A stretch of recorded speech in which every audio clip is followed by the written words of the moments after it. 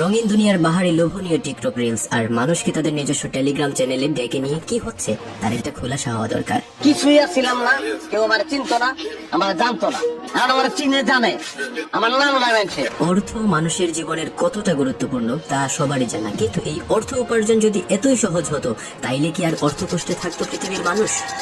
আমি 3 লক্ষ টাকা শপিং করছি, দেখি স্যার কিন্তু রাইট নাও 1.5 লক্ষ টাকা ইনকাম করলো মাত্র 1 মিনিটে।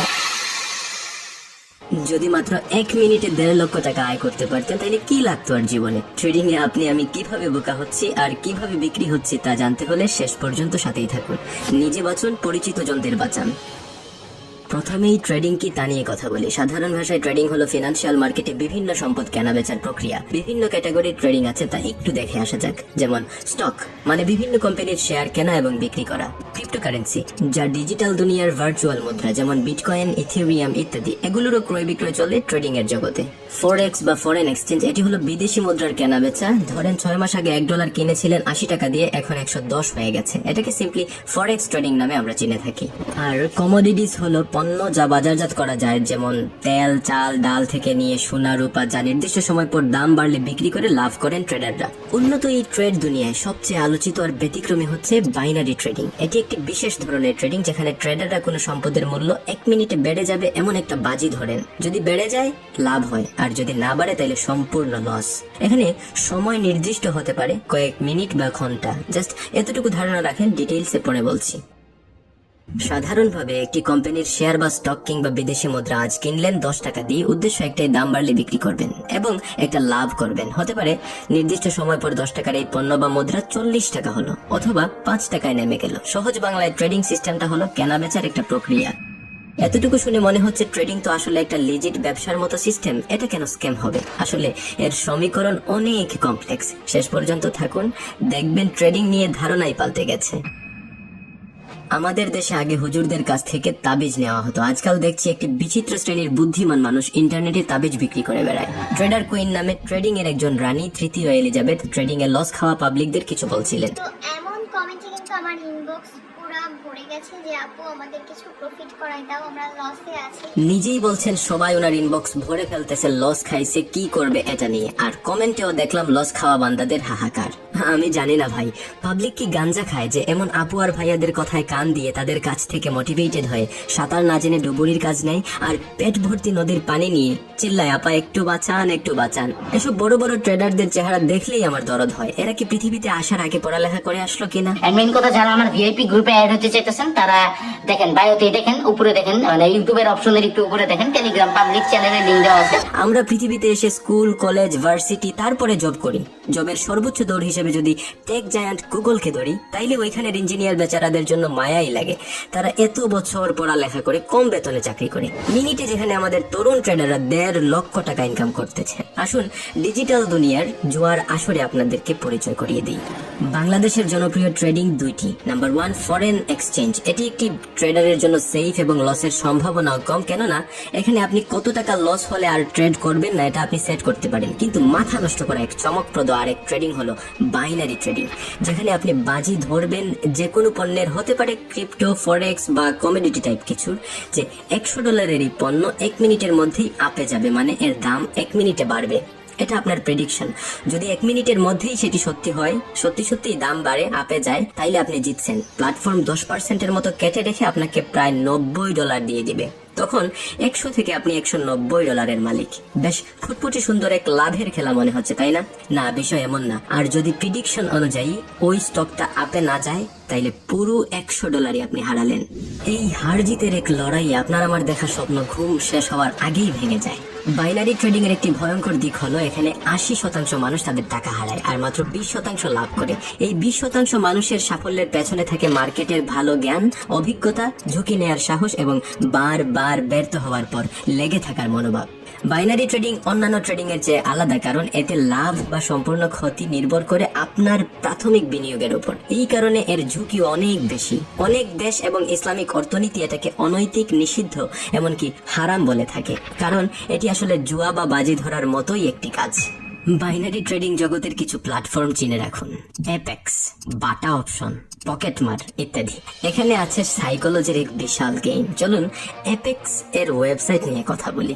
ওয়েবসাইটে বর্ণিত কথা মতো তারা আপনাকে ডেমো অ্যাকাউন্টে $10,000 দেয়। Can you imagine? কি এক বিশাল অ্যামাউন্ট! যদিও ফেক মানি, তবুও এক বিশাল মাইন্ড গেমের কারসাজি।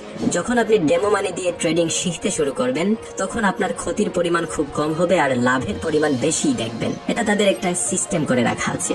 এভাবে কিছুদিন চলতে থাকলে আপনি একটা সময় নিজে ট্রেডিং শিখে গেছেন, অভিজ্ঞ হয়ে গেছেন বলে মনে হবে, আর তখন আসল টাকা দিয়ে বিনিয়োগ করে এই ট্রেডিং এর সাগরে ঝাঁপ দিবেন। এটি আপনি করবেন বা অমুক তমুক করবে এমন নয়, হাজার হাজার মানুষ এভাবে ট্রাপে পড়ছেন আর লস করে হচ্ছেন শূন্য, আর লাভ লসের প্রশ্নের উত্তরে বলছেন ট্রেডিং এর স্ক্যাম নিয়ে কথা বলার আগে একটি বিষয় মনোযোগ দিয়ে শুনেন। বাংলাদেশে এখন পর্যন্ত ক্রিপ্টোকারেন্সি আর ফরেক্স ট্রেডিং এর কোনো বৈধতা নাই।